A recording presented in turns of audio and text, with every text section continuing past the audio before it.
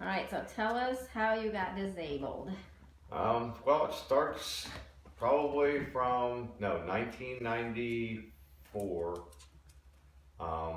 My first injury that I sustained. I was on the back of a truck with a friend of mine heading in for lunch from work, and he accidentally gave me a little jab in my side, and it knocked me off the truck as we were driving down the road. And I did a bunch of tumbling and flips and got knocked out in the middle of the road, and it started, that's where my first injury to my spine happened there. I see. I thought that was after the other accident. So No, this is all progressive all the way through my working career. It all progressed to where my spine was just ended up toast. But then after that, I went back to work. I was out of work for a little while, went back to work. And I ended up in another accident, which was actually it was a car accident with a friend of mine. And that caused me some more spinal damage. Okay. And so I was down for a while after that. Like how long? That probably put me down for about a year. Oh, wow. Actually, that put me down for about a year. Wow. And then it was probably 1999.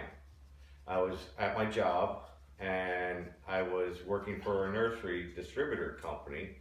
I had worked with one of the owners with another business at one time.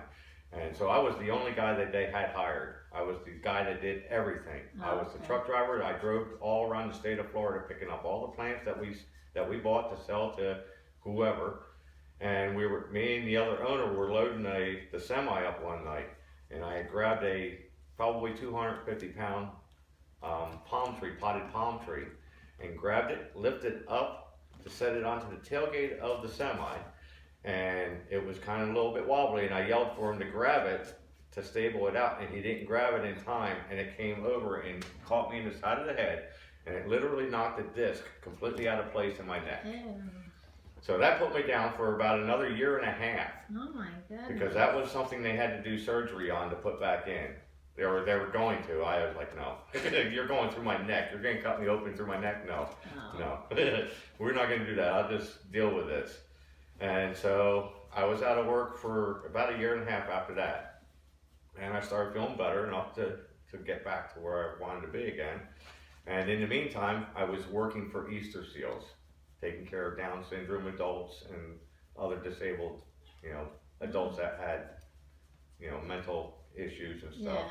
Yeah. And so I did that for about a year or so. Great job. It was a great job, especially needing that relaxation time to heal, heal as much as I could. And so then I ended up moving from where I was at in that part of Florida to a little bit further north. And I took a job with a very large housing development, golf courses. There was like 3 golf courses. The housing development was huge, very expensive homes. It was started by Ted Williams, the baseball player.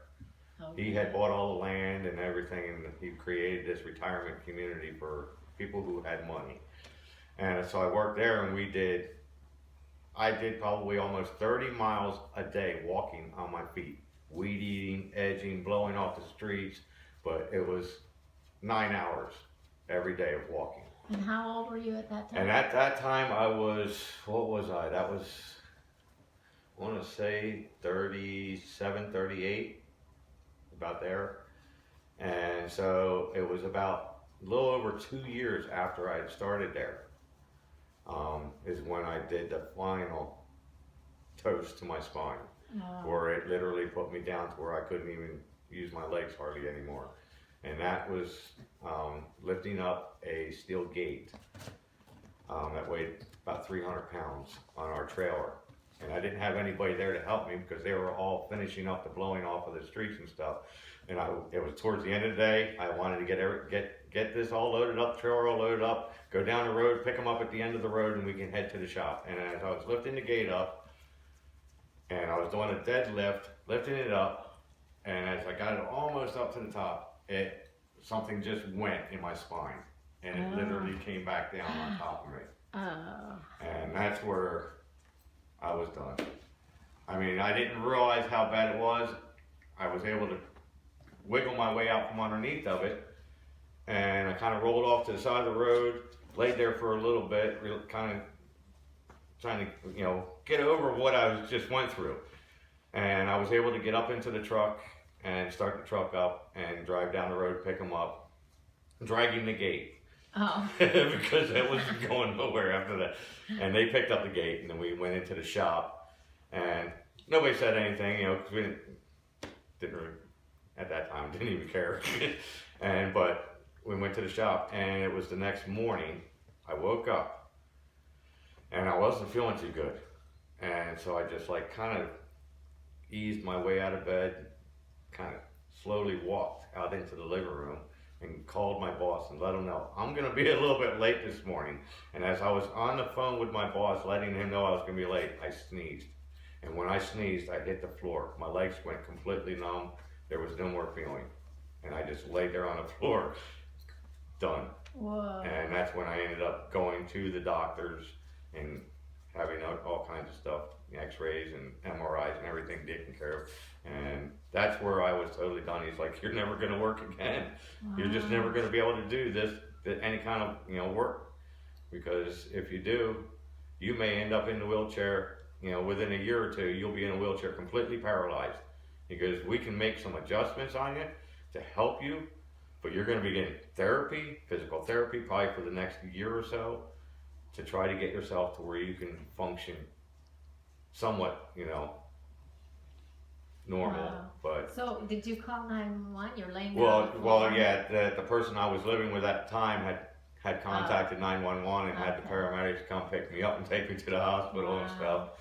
But yeah, that was it. That was the end. And I think I was 39 years old Wow. at that time when that happened. Okay, tell us who this wonderful little creature is that keeps climbing on your lap. Get her on your lap and tell us about her. This here is my service dog. She's the one who keeps me grounded, you know, in this world. And so, but yeah, she's my service animal.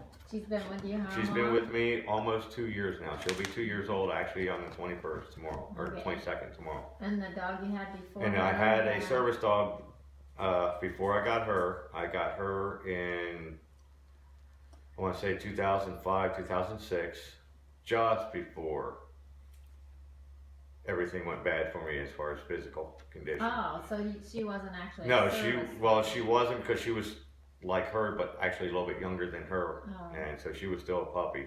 Yeah. But I turned her into one Yeah. because she hadn't been trained to do anything until Oh, I ended okay. up getting her.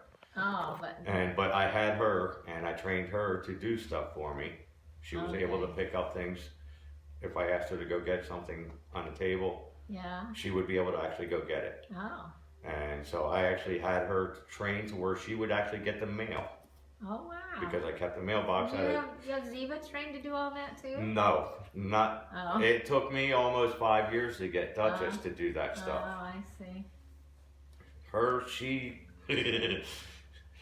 She got my remote for my TV. That's where I had her trained to get my remote for the Oh. TV, and I was working with her to get my telephone in case I fell. Oh, I could tell her to go get my phone so I can make a phone call. yeah. And so that was something I've been working with her on. Oh.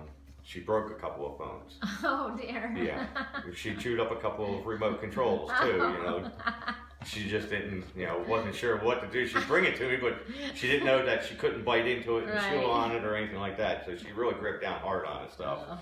So And- mainly she's just been companionship but for you. she is a PTSD dog, Oh, okay. as well as I was working with her. I'm still working with her, trying Yeah. to, you know, do things for me.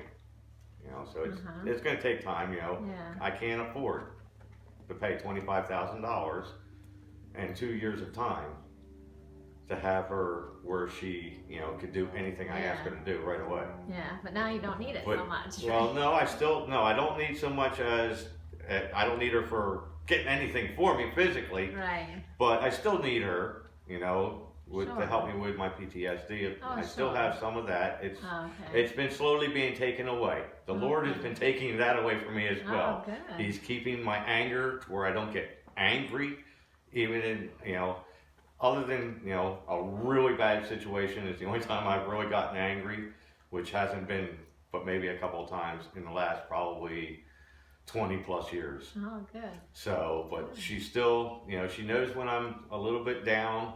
She knows how that I'm feeling down. She comes right to me, calms me down, lays on my chest. She'll lick my face or rub her head all over my face, let me know that she's here. Yeah. Aw, that's But nice. but even when I was in my physical disability part, she understood that I was disabled, and that when I asked her to help me do something, she was willing to help me try to do it. Yeah. So yeah, she was 12 weeks old. I got her in October of 2019. So tell us how you got PTSD. Well, I was raised in a house that really wasn't very, say, religious or anything like that. It was very dysfunctional, broken family. My father and mother were divorced when I was very young. My mother remarried somebody who was not very nice at all towards me. He literally told my mother one night that he did not like me. I was probably 9 years old. Oh boy. And he told my mother in an argument that he just did not like me. And it was violent. He was violent to me, so that started my whole issue with the, my mind, being damaged. And it went all the way up until I was, just about, I guess I'd say 16, when we finally got into a fight. And he grabbed me by my throat, had me jacked up against a wood pile. I reached out and grabbed him by his throat. And I wasn't going to let go until he let go. And then my mother, after that, the next day or so, my mother grabbed me, took me over to my grandmother's house and dropped me off and said, "That's it. This is where you're going to be living." And my grandmother was not in a position to really raise another kid. She was already raising my aunt's daughter. Oh. And her husband, jobs were in and out. So, but I ended up, staying with him anyway. And I took a couple of jobs and helped them pay the rent and stuff like that. So that way, at least I knew I still had a place to live. Until I got to just before my senior year, moved to Florida, because my mother said that they were going to be moving to Florida.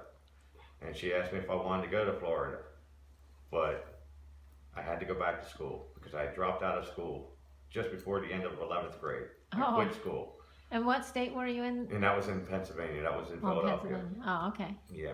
And that's where you grew up, was right. Okay. And so I said, you know what? Why not? So I went down there. I was just about to turn 18. I knew I was going to be an adult. I could, I didn't have to worry about my mother, my stepdad. They didn't have to worry about supporting me once I turned 18, but I still had to go to school and graduate, which I did. I enrolled into high school down there.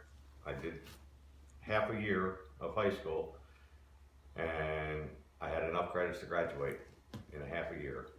And I decided to stay in school for another half a year and get my certificate for carpentry.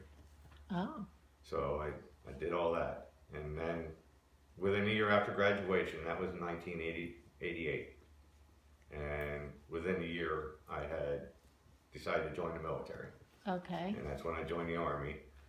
And I went into the Army, and things happen when you're in the military. Yeah. And some people come out, okay, some people don't.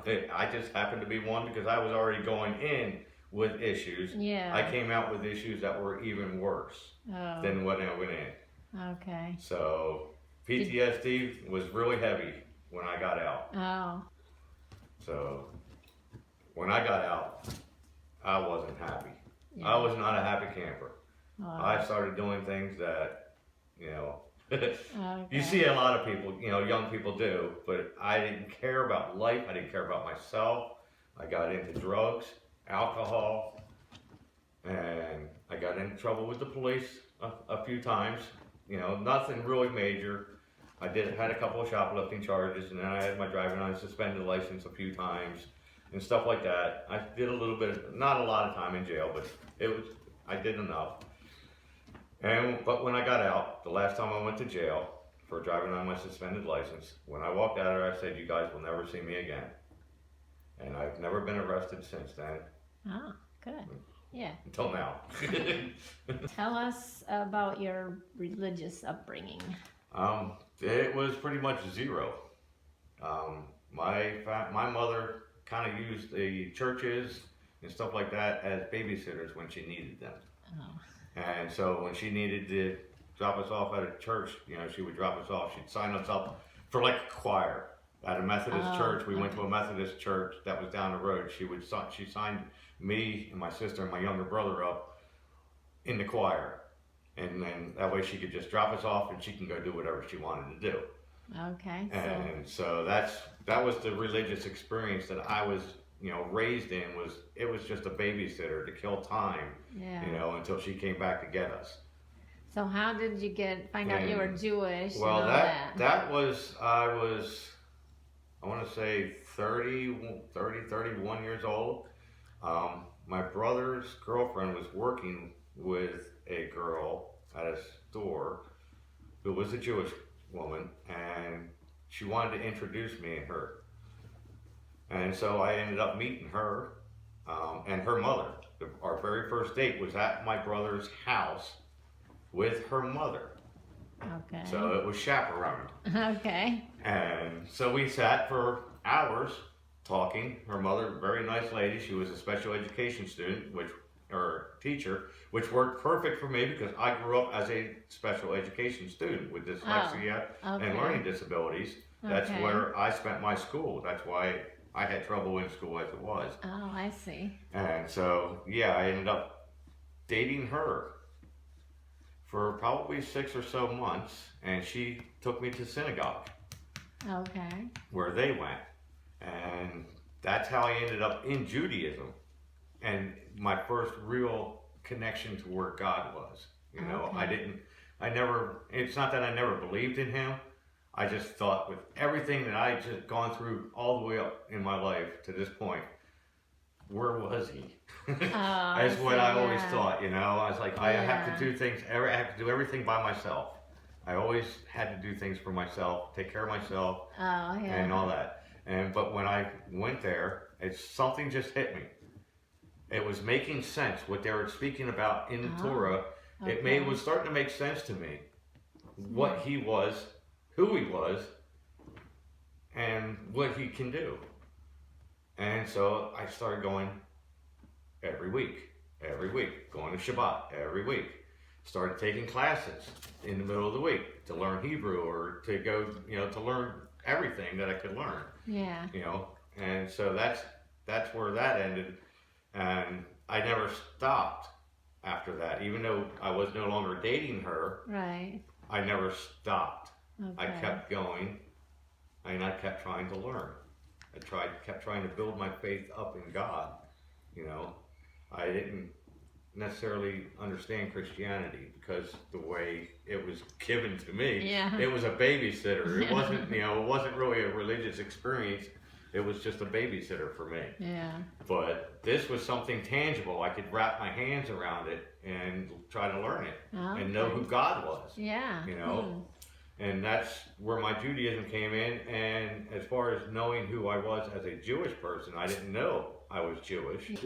Okay, so how did you find out you actually were Jewish by blood? I actually did a DNA test through one of those websites that you send away for it and stuff. And that's how I found out I was Ashkenazi Jewish. And Irish, or European and Ashkenazi, because my mother's European, my father's half European, and, or whatever amount of European he is, plus Jewish. Okay. But so, then didn't your father actually own up to it then? No, he never did. I always tried to, let him, and it was always, no, we're Native American. We're Native American. He didn't ever want to say that we were Jewish. Okay. He didn't want, I don't know if it was, I always felt like he didn't want to admit to it because he didn't want us to know that we were Jewish and let other people know that we were actually Jewish to protect us. Right.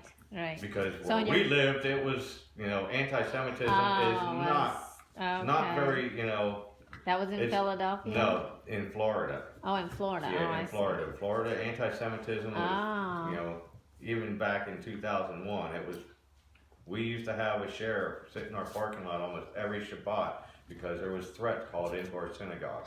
Wow. So yeah, you know, and I've experienced anti-Semitism. Yeah. I had, on my job that I worked at, before, when I finally ended up completely disabled and almost completely paralyzed, my foreman had said to another person that worked there, if they were going to kick that stupid Jews, you know what. And I was standing, I wasn't there, I mean, I was standing far enough away, but I was still close enough to hear what he said.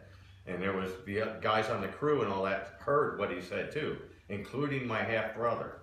Oh. And so, you know, and he looked at me, he was like, he was a little bit afraid. He thought I was going to actually go off on him and do something. But I didn't. I walked away and I told the main supervisor. Okay. They didn't do nothing about it. They literally did nothing about it but take me off of that crew and put me on another job, another crew.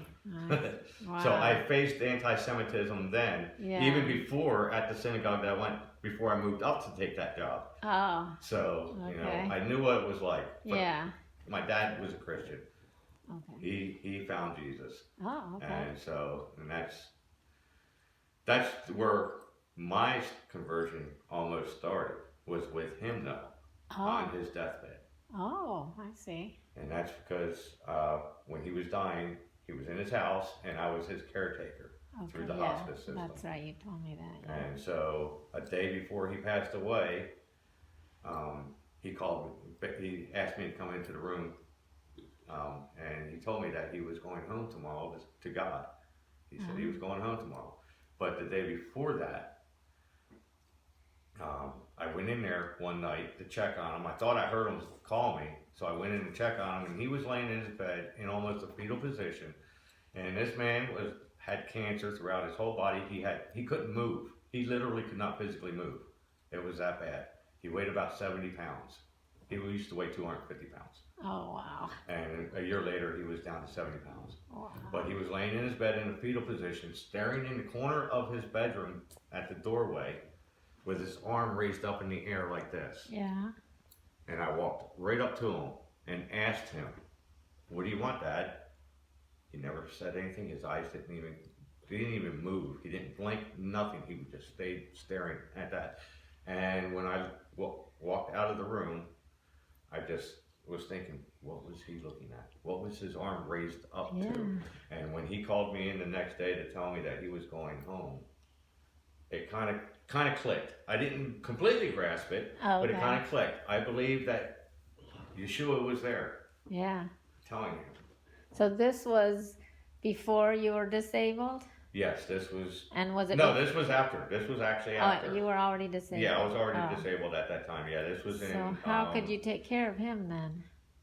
Well, he lived in a small trailer, 1-bedroom trailer. It was 24 feet long. Okay. So, I mean, between the living room where I was sleeping and his bedroom was not very far. Oh, okay. I could go right into his room. Did you have to bathe him and stuff? No, I actually had somebody that would come in and bathe him. I see. I just made sure he got his medications if he wanted it. Yeah. He never complained. He never said he was in pain. He never did anything. So he only asked me a couple of times if I could give him something to help him go to sleep. Oh. So that was the only time I ever gave him any kind of medication. And he had morphine, liquid morphine that I could give him for pain, but he would never take it because he said he was never in pain. So you were already you were already part of the Jewish synagogue at that time. Yeah. You'd already been. It had been probably 11. So I'd been with them, with the synagogue for about 10 years, maybe a little more than 10 years. I had already been. Oh, okay. Yeah.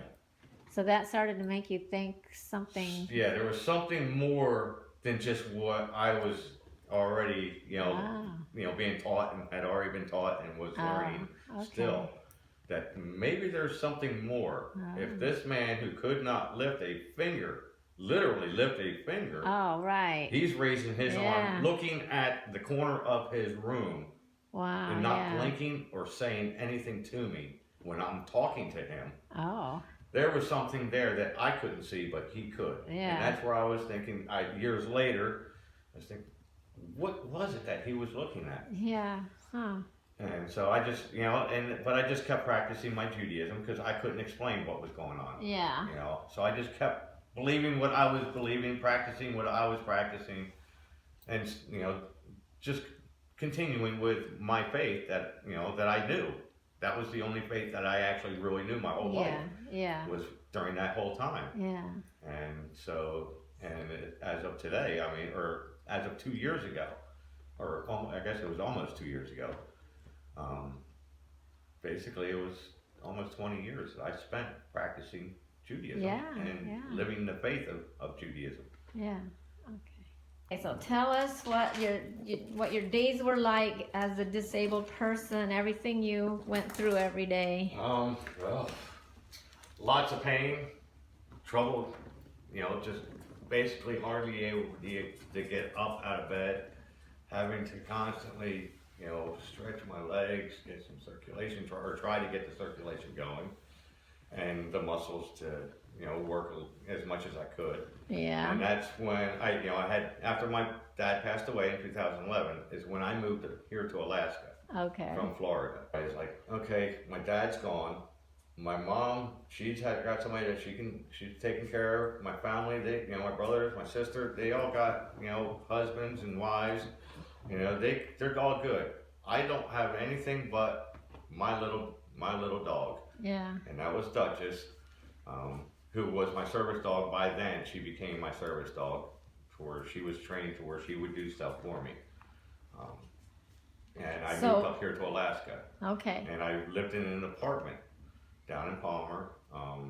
It was a single level apartment, so 1 bedroom. I didn't have too much to worry about as far as, having to move around and do a lot of stuff to get to my vehicle when I needed to go somewhere. It was right there outside my door, basically. Oh, okay. So I did everything as simply as I could to keep me to where I could still function as a normal person, or at least feel like I was still functioning as a normal person. Yeah. But it was rough. It really was rough, Well, tell us again, like you told us before, when you'd wake up in the morning, what was it like? Yeah, when I woke up in the morning, my legs I usually ended up in the fetal position when I would fall asleep, and my legs would be bent. And so in the mornings, I would have to. So show us how bent they would be. Like this. Okay, yeah.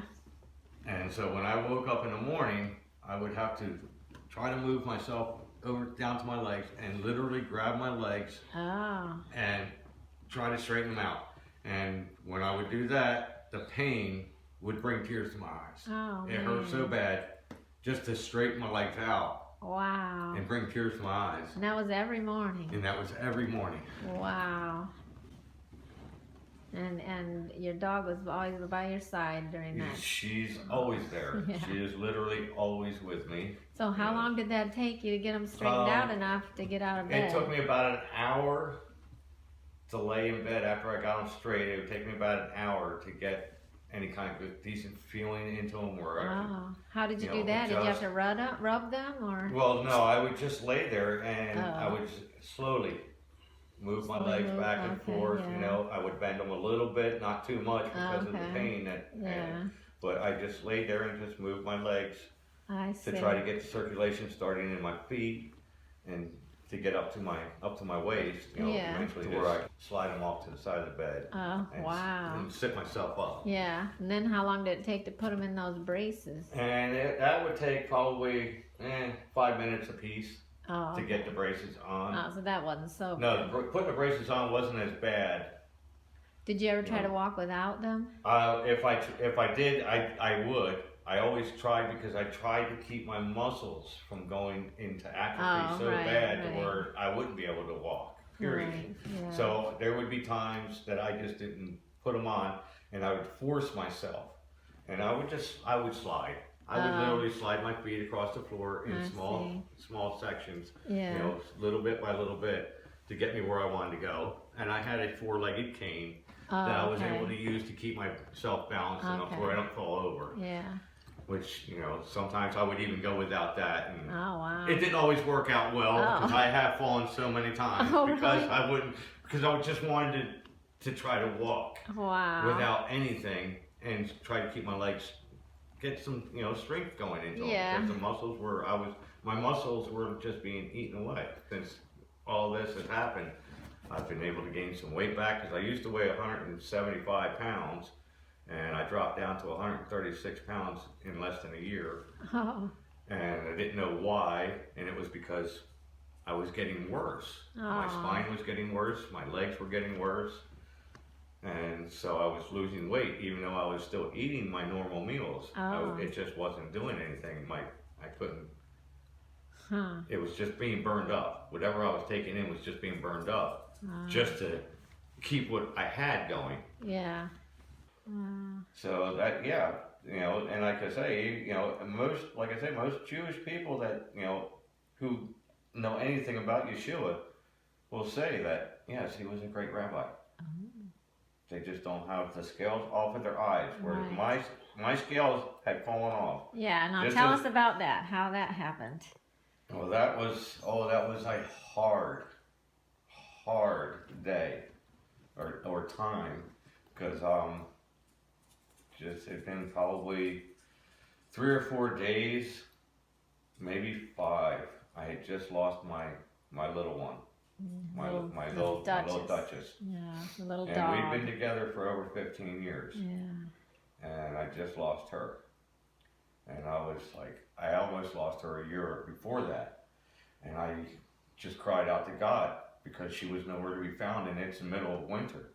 And she was nowhere to be found. And I was at home and I just started crying out to God, please don't take her away from me now. I'm not ready for her to go. Yeah. And later that evening, a guy showed up and he had her in his truck. He found her over at his farm. Oh, wow. That she had found her way to the farm, to his farm. And he knew me, and he had, you know, because he'd seen me come into the store where he worked part-time. So he knew me, and he'd seen her in the truck whenever I came to the gas station there. Yeah. And so he was like, okay, I know who you belong to. And he brought her back to me, and she was gone all day. Wow. Literally all day. I was like, she can't survive. It's like, you know, 20 below outside. Right. And so I just, you know, I thank God for, you know, bringing her back to me, you know, and giving me the more time. And then this is when you were still believing Judaism. This is when I was still practicing Judaism. Yeah. Yes. And so it wasn't until a year later that I ended up, it was her time. Oh, okay. And she left and just literally disappeared. Oh. Literally. I mean, physically, everything. And you knew it was her time. I knew that I was never. I searched for 3 days. I don't even know how many, probably 100 acres or more I searched in the woods for her, because there was only one place that she would have been, was where I was at. Well, and how did you do that when you were disabled? I had no choice. I wasn't using the chair or anything, but I had no choice. You had your braces on. I had braces and stuff, but I just had to keep trying. Yeah. And I did it for 3 days, probably for as long as I could. Yeah. And I almost got lost myself out in the woods. Oh my goodness. I didn't know where I was at one point. I didn't even know where I was at out there in the woods. You probably couldn't walk very fast. No, I didn't. I mean, we've seen how you had, you could only walk slowly. It's not like there was trails or anything for me to walk on. I'm just walking. How in the world did you lift your feet up over the snow? Well, there was no snow on the ground at that time. I see. It was it just started the spring. Oh, it just came in the spring. I mean, it was probably like, I think it was April. Okay. It might have been April, so most of the snow was pretty much all gone. Okay. You know, so yeah, but I didn't care. I just wanted her. Yeah. That's all I always cared about. I didn't care about myself. Yeah, so you were in pain probably doing I all was that. in horrible pain all the time I was looking, but I didn't care. Yeah. But after 3 days, I was like, no, she's not. She's gone. She literally disappeared. Yeah. And she probably knew it was her time. Right. But it was weird because the morning that happened, we went outside and we were playing in the front yard of my house like she was a little puppy.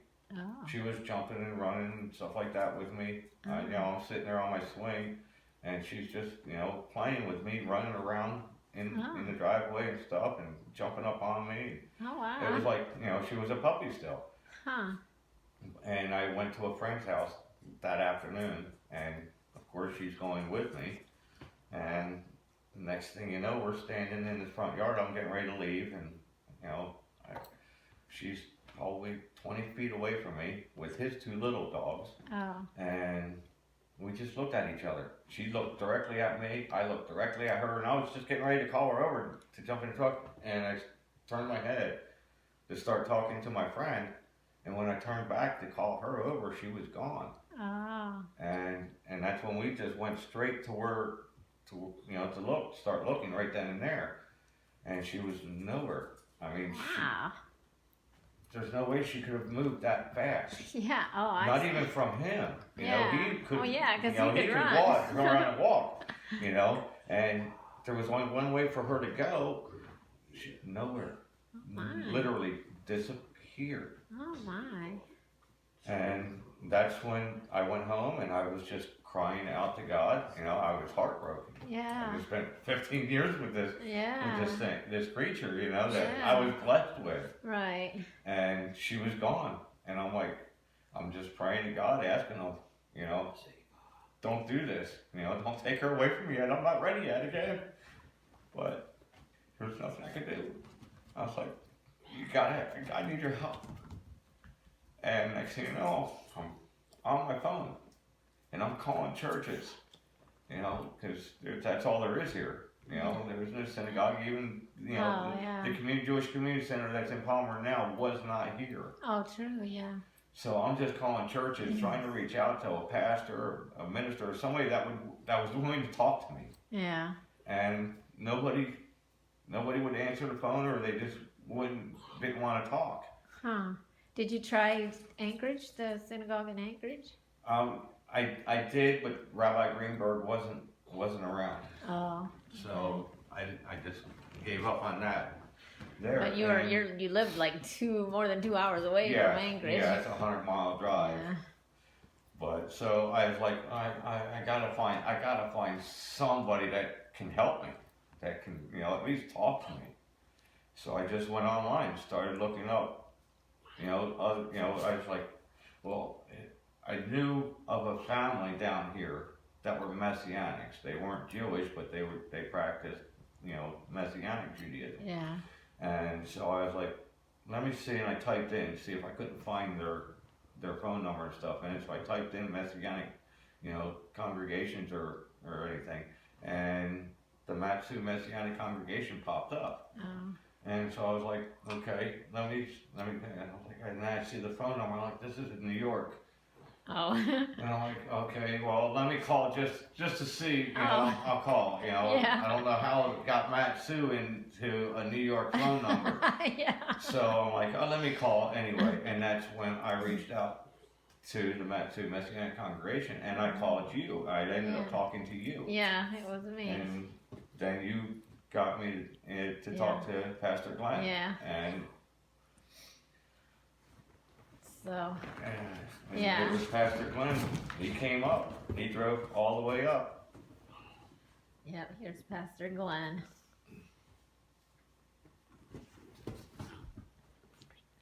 Yeah, I'm sitting here, Okay, that's playing who with we Zeva, got. Yeah.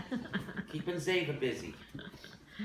Okay, so then what And happened? then Pastor Glenn came up to my house, which was, you know, over 50 miles away. Yeah. Which really surprised me because, I mean, how many people are going to do that? I didn't think, you know, I was like, all these other places I called, nobody was willing to come to me. And so he came to me, and he came in, we sat, we talked, and next thing you know, we're you know, praying and praying, and Zeva. Yeah. and it's like, this has got to be meaning something. This has to mean something. Yeah.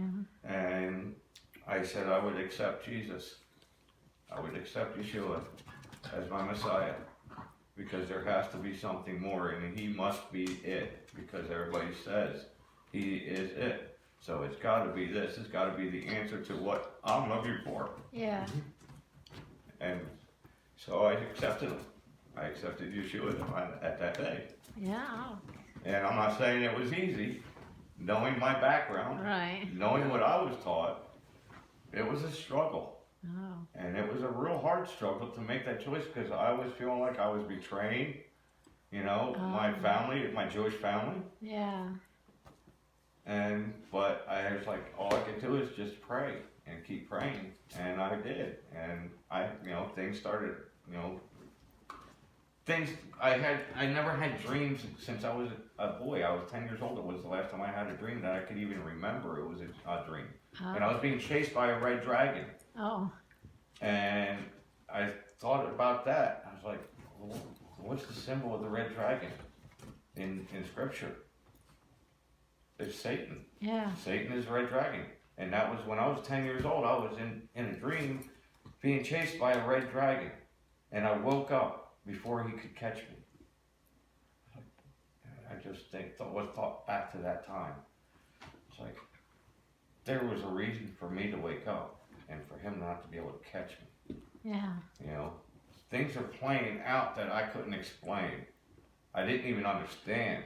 And then I started having dreams that, some were kind of like nightmarish dreams. Oh. But there was also dreams that I was told things.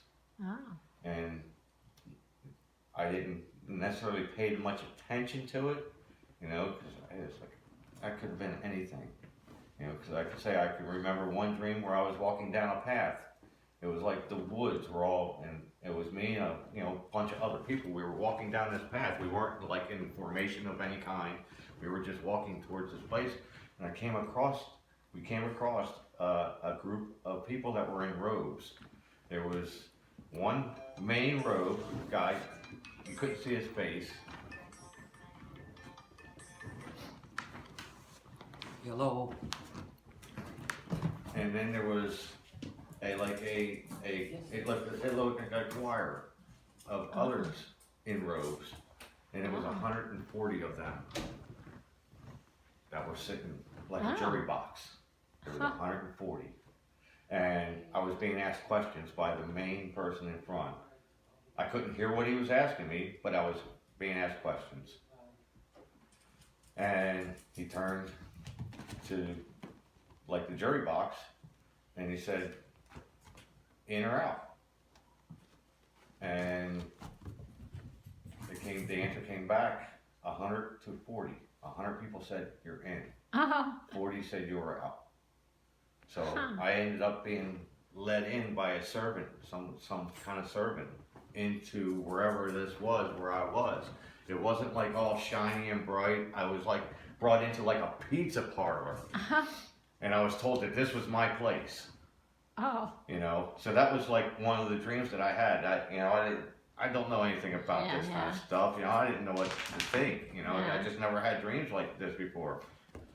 And I had another dream where I didn't hear, I didn't see a person, I didn't hear a voice, but I could hear a voice, and I was told that somebody in my community wanted to hurt me. Oh. Or and I didn't think nothing about that either. Yeah. But so so you were coming to this Messianic synagogue. right, yeah, Pastor Glenn would come up every single Saturday night, pick me up and take me back home because I had a truck that just wasn't very good at driving long distances to begin with. And I didn't live on very much, so gas was, wasn't really something I could spend a lot of money on to get there every week. So, but then it came a time where I backed off. Yeah, you thought you couldn't keep on with that. Explain that. Yeah, I was struggling with the identity. Yeah. Show us your shirt. Your shirt that says, "It's in my DNA." Yeah. Okay. So your Jewish identity is what you're talking about. Right, and I was struggling with, my identity of being a Jew. How can I be a Jew and go against everything that I had been taught over the last, almost 20 years, and accept somebody that they told me was just a rabbi, but I'm accepting him as my Lord, my Savior. Yeah. And it was a struggle. I was in a battle with myself over that decision of what I decided.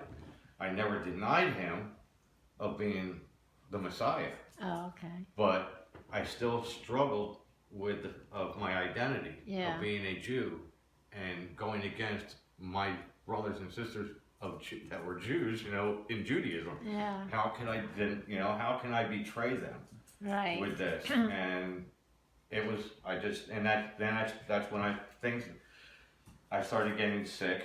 Oh, but then you stopped coming, right? I stopped coming because I didn't want to be someplace, and I didn't want to, make people feel uncomfortable because I wasn't feeling what they may have been feeling. Oh, I see. And so I've always felt like that. I don't want to put people in positions that if I'm not feeling what you're feeling, maybe I shouldn't be here right now. Oh, I because see. that's going to cause problems. I may end up saying something that's going to hurt them because I don't understand, which I still didn't, because yes, I was starting to read the New Testament, but I don't understand it. I'm still reading it. I mean, I've read pretty much the whole New Testament. I've read the entire Bible, probably at least 1.5 times. Yeah. And I still have questions. Yeah. I still ask Pastor Glenn questions that I read of things that I've read in the New Testament that I'm not sure. It doesn't seem to make sense to me. Yeah. Why is this, or why did this? So what made you come back then? Start coming back? I don't know if it was. I had started becoming sick. And this is just when COVID started to come out. Oh, yeah. And I never had the COVID. I never got sick from the COVID or anything, but I was sick in other ways. My physical body was getting worse, where I was struggling to even spend, a couple of hours outside, doing what I needed to do to survive. I still had to go out and cut my own firewood and everything else. I had to make sure I had everything I needed to get through the winter. Had to be all done during the summer. But I was getting sicker and sicker. I'm losing more weight. I don't know why. My physical body is hurting more and more every day, to where it's taking me even longer to even get up off the couch to get dressed, to do anything.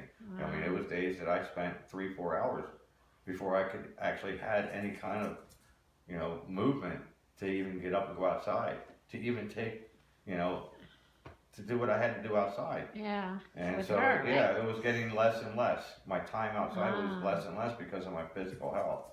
But I kept pushing forward.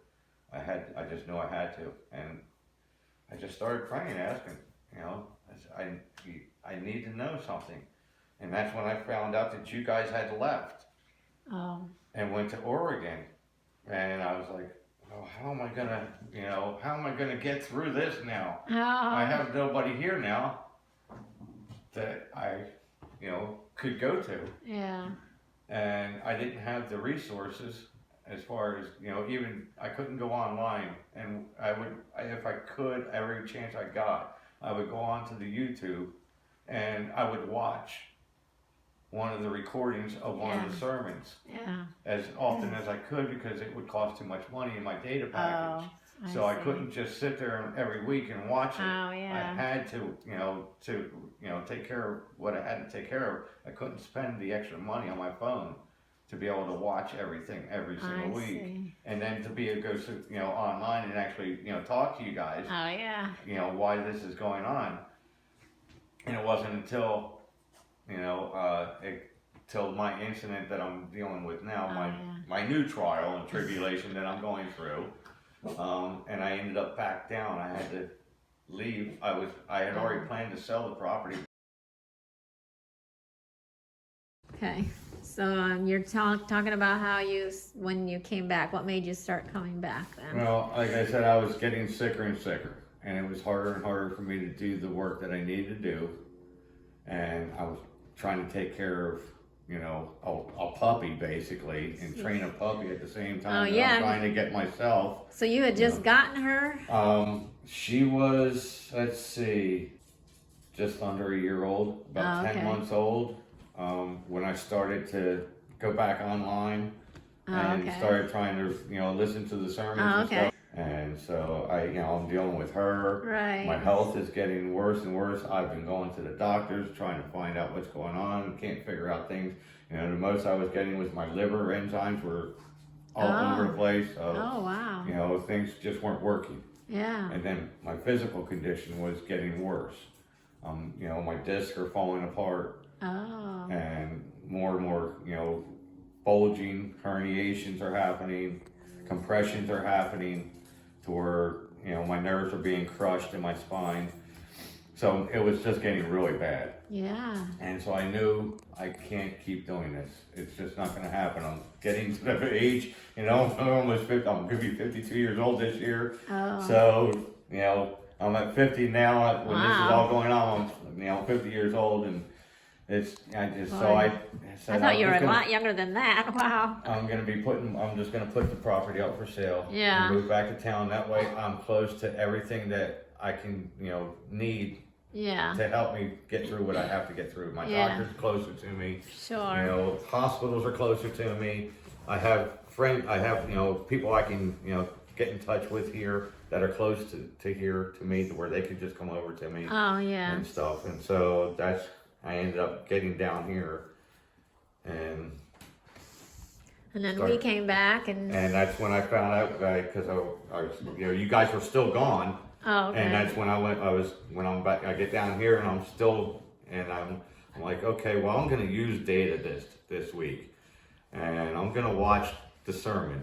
Okay. And so I go onto the YouTube channel, and I hit subscribe. Oh, okay. And then that's when I typed in a message. And I remember hearing, oh, Shawn's on. Oh, yeah. I remember.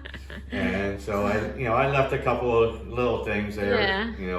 While the sermon was going on.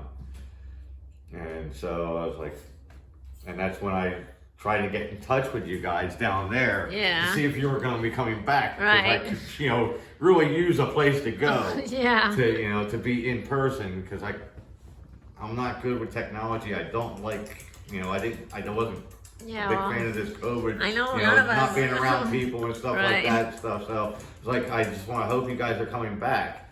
And you guys said that you were going to be coming back up here shortly. Yeah. So I was like, that's great. Let me know when you get back here. And so you guys contacted me when you got back. Yeah. I guess probably. Passover, wasn't it? Yeah, Passover, exactly. yeah. Because we went to the So- Passover Seder. So you're not saying you suddenly understood all about Yeshua. It was mostly because you needed fellowship. Well, and no, that's what it companion- is. I needed fellowship. I knew I believed that Yeshua, he was there for me. He was trying to kind of work with me, I wasn't, really up to it mentally, physically, to sink myself into it, to really, go at full steam ahead, I see. but I still needed that community of believers. Right. That knowing that, okay, I'm still a believer now. Yeah. He showed me some things. He kind of told me some things that I need to be. I need to leave. I need not to be in the woods anymore. Oh, okay. And I remember, if I'm not mistaken, I had told Pastor Glenn one day. I said, I think God put me in the woods. He was hiding me in the woods for a reason. Oh, yeah. And He was going to bring me out of the woods. Yeah. When it was time. And by the woods, for people by the woods, you mean like an hour north of Wasilla, living deep in the woods. Yes, living Yeah, in the in a woods cabin. with no running water, no electricity, unless I created it myself. Oh, you yeah. know. So if I wanted water, I had to get it from a spring or a neighbor of mine who had a well that I could go get well, or down the road someplace else to get water. Yeah. But if I wanted water, if I wanted to take a shower, I had to come into town, Okay. or if or go up further north, another 30 miles north of me, to another store that had showers that I I could see. go take a shower at. Okay. So that's why. So you were already starting to understand more about Yeshua. Yes, I started reading the New Testament a little bit Okay. more intensely Okay. to try to get a better idea of who he was and what he's wants to do for me. Okay. You know, because that's what it is. He wants to do something he wants to do it for us. Yeah. You know, as much as we are supposed to do for him, Yeah. he actually wants to do for us too. Amen. And a lot of people don't realize that, you know, Yeah. we have to, you know, we not only, you know, do things for him, we got to let him do things for us. Yeah. Because that's helping us to glorify him. Amen. When he does something for us, we glorify him. That's what he wants. Amen. So, did you start the sickness start going away? Yes, I went in, had some more tests done. I guess I was getting a little bit better of my appetite. Where, Okay. you know, I wasn't eating maybe too many hamburgers every week because it was cheap and easy to do. It was easy for me to cook a hamburger than it was for anything else. Yeah. And so I was eating a little bit better. My liver started, the enzymes started to come back functioning more normally. Good. My weight was starting to come back a little bit, not real rapid or anything like that, but it was coming back. Yeah. I gained, you know, over a month. It took me over a month to gain, you know, just a couple of pounds. Oh wow! So now I remember one time. Was it that same day? One time your truck. We heard your truck coming in the parking lot, and it was barely running, and you kind of floated to the parking space on fumes. Was that very last time? Or was that before that? I don't remember. You said you were just asking God to just get me there. Oh yeah. I was praying because my alternator. I was having an issue with my alternator connection, so my alternator had stopped running the charging part. Oh. So I was running literally off of just battery power. Well, okay, Oh, battery okay. power is only going to last for so long, and I had been driving it. I drove it on battery power for probably 3 or 4 miles. Oh. And by the time I got to the parking lot of the church that that we go to, Where we meet, yeah. you know, the battery had almost basically it was dead. I couldn't even give it gas; it wouldn't even move when I gave it gas. Yeah. Wow. So I just said, Lord, you got me here. Get me into the parking spot now. Yeah. You know, so that way I can deal with this. Yeah. And But was that the night that you got healed then? I don't remember. I don't if that remember was the either, night. but I it thought was- it might have been the 18th. Okay. It was close to that time. I Yeah, know that. it was close to You were that. trusting the Lord to get you there. Yeah, Okay. I was leaving all my faith in Him that Yeah, He was going to amen. take care of everything that I need to deal with right then and there. Yeah, too. yeah. So, all right. Well, thank you very much. Okay, now I want you to tell us all about the night before you got healed. You were watching The Chosen, and just all what went through your mind and so forth about that. Well, I was, you know, like every Monday night, I usually try to catch the 1 hour episodes of the movie The Chosen that TBN shows. Yeah.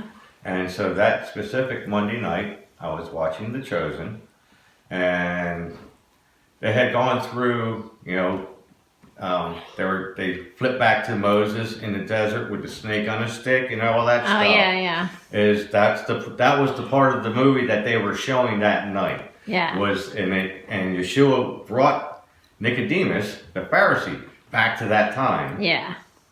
And as he's sitting there explaining to Nicodemus who he was and everything, and, you know, and I'm just sitting here, laying here, watching and listening to the words that he's saying to Nicodemus. Mm-hmm. And I'm listening to Nicodemus because I'm like, I know what you're thinking about too, because I was thinking the same thing, you know, all those years practicing my Judaism. Yeah. And so Yeshua's sitting there explaining to him, and I'm watching the facial expressions of Nicodemus. And when Yeshua starts really getting into the deep part of who he was, and I'm watching Nicodemus's facial expressions change. Oh. And my facial expressions were changing with him. I started to cry because I understood what it meant. Yeah. What he was going through, I was going through. Yeah. So I just kept watching and listening. And I'm just crying. And I finished watching it and I went to bed. Just like any other, other night. go in the bedroom, take my braces off, lay down, go to bed. Said a prayer, while I lay there. I always say a little prayer before I go to sleep, asking for rest. And that's the next morning. Just like that. I didn't feel anything while I was sleeping. I slept very well that night, very comfortably. But it was the next morning when it was all gone, no pain. Wow. And I couldn't think of how did this happen. I was just couldn't imagine. I couldn't believe this, that I was able to actually, move my legs. Yeah. And not be in pain, not cry. Yeah. To move my legs.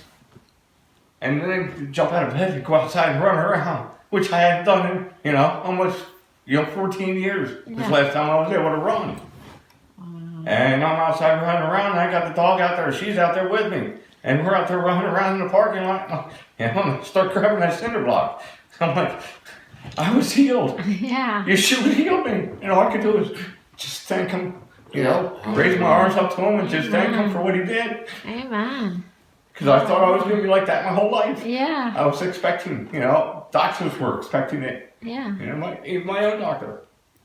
And he said, probably, I don't know if it was about 4 years ago, he goes, you'll be lucky if you make it 5 more years the way that you are living and the way that you do things. You'll be lucky if you make it 5 more years and you'll be in a wheelchair permanently. Wow.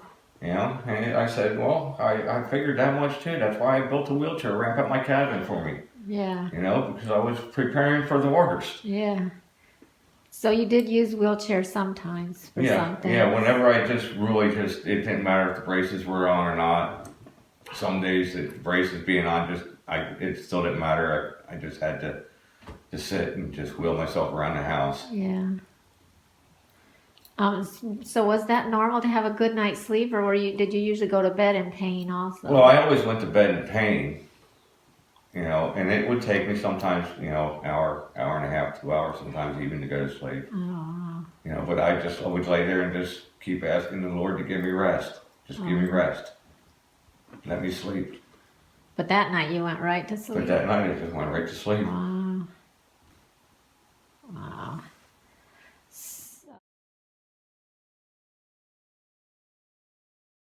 So tell me again, what was it that became clear to you when you were watching that video of Nicodemus? Well, it was when Yeshua was telling him who he was and where his power comes from and everything, and being taught that in Judaism, when you ask, a lot of Jewish people, when you ask them what they know about Yeshua, they'll say, well, he was a great rabbi. He was a great teacher. And that's what I was taught, is that he was a great teacher and so a they rabbi. they think he was great. Because they do know, they did see what he was able to do. So he had to be great something, okay. Or he was a prophet. He was a great prophet, Okay. But he had something that God was giving him to be able to perform miracles that they actually saw were being done, even though they didn't believe him as being the Son of God. So, but they still considered him a great teacher and rabbi. Oh, wow. Otherwise, he would have been gone long before that. Oh, I see. They wouldn't have hesitated if he was a false, somebody false. Because nobody could just perform miracles like he did. Yeah. Nobody, not even in the old text.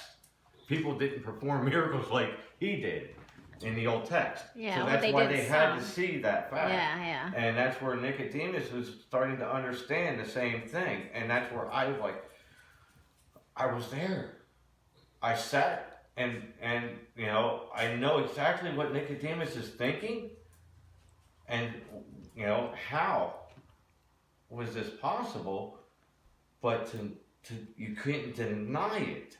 Right. And as Nicodemus being one of the most, powerful Pharisees of the day, to be able to see the same thing that I was starting to see.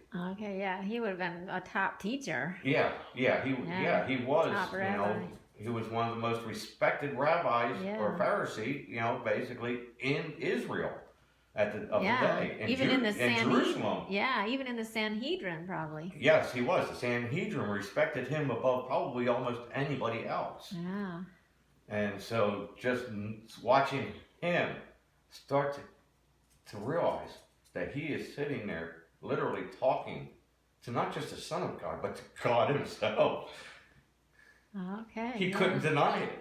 Right. And when I saw him drop to his knees, I was like, I know exactly where you're at now because I just came through that just not too long ago. Yeah. I mean, there was no choice. There was no denying, what was going on. Wow. Now I have, no problems. With my legs, Now you can some weight. show us how quick you can stand up out of the chair. Yeah. So, But I have gained about probably almost 15 pounds. Oh wow! From it's what only I had been lost. what 3 weeks? So yeah, just in the last basically month. Wow. I've gained about awesome. almost 15 pounds back of the weight. Wow.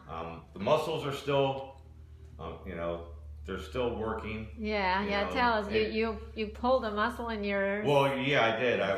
When I first woke up the first morning, and I thought I was gonna have to stretch my legs out by hand like I normally did, and when I reached down to do it, and my legs just went like that straight out, and I felt no pain. Wow. And I just jumped up out of bed. I literally jumped up out of the bed, and I was like, okay, something's different this morning than it was the morning before. Yeah. And so I was like, I come out and ran out the door. Oh. And I ran around into the parking lot. Oh, my and I word. saw a cinder block sitting out there, and I grabbed the cinder block. Oh. So I was like, okay, I've never been able to pick up a cinder block by itself Oh. without killing myself, basically, Yeah. or struggling just to pick it up a few feet off the ground. And I grabbed it and started going like this over my head, and then I threw it. Oh. And when I did that, I pulled a muscle in my chest and one in my lower back. I pulled the muscle because they hadn't been used for so long. Yeah. And I just was so excited that I didn't care. And I was like, I'm healed. I am healed. Amen. So what did the doctor say when you went to the doctor? He was kind of flabbergasted because he had been my doctor for the last 10 years. So he's been my doctor for the majority of my disability. Wow. And when I went in there, I sat waiting for him to come in. And so he comes in, he sits down at his little desk and pops his computer up and pulls my chart up and all that stuff. Yeah. He goes, well, what are you here for? I was like, well, I just came in to give you a surprise. And I jumped off of the table. And I started doing jumping jacks, and I was bending over and touching the floor with my fingers without bending my legs or anything like that. And I'm up over my head. Yeah. And he's like, what happened? I was like, I was healed. Yeshua healed me last week, overnight. And he was like, I believe that. I believe that. I'm going to give you some tests, though. And he gave me some tests. He wanted me to do some tests. Yeah. And to make sure that, it wasn't just some kind of fluke, that, something changed in my back that, I don't think he believed that anything, it wasn't a fluke. I don't believe he thought it was a fluke because he's a believer. Oh, okay. And That's he's a Christian man. So, oh, okay. Well, good. And so Did he he gave do me those tests. Did he do x-rays and stuff of your back? No, he didn't bother doing x-rays because Okay. of the tests that he was giving me, which were strength tests. Oh, okay. Yeah. And, certain movement tests that he could tell what was going on in my spine. Okay. So when I was going through these tests for him, I was going through these tests like nothing had ever happened to me to begin with. Wow. I was passing the strength test I'd never lost any strength. Wow. And all my movements were just like any normal person would have. Wow. And so he goes, I believe that you were healed. I believe Yeshua healed you. and he had cut his hand. Oh. He had a cut, and it was all wrapped up. And he had asked me, because I told him, I said, I never prayed for this, but a lot of people have been praying for me for this. And I told him that how it had to have happened, not just through the prayer, but what happened the night before. Yeah. But when I told him everything, he goes, as I was getting ready to walk out the door, he goes, would you pray for me? Oh. Would you pray for my hand to be healed and all that stuff? Yeah. And I was like, You got it, Doc. You got it. I will pray for your hand to be healed because you're a doctor. You need your hand. Yeah. And he said, you're good to go. Awesome. Awesome. I'm gonna get used You said I feel kind of bad. What? that, you know, somebody built this for me and a week later I'm healed. Yeah. And I don't need to use it no more.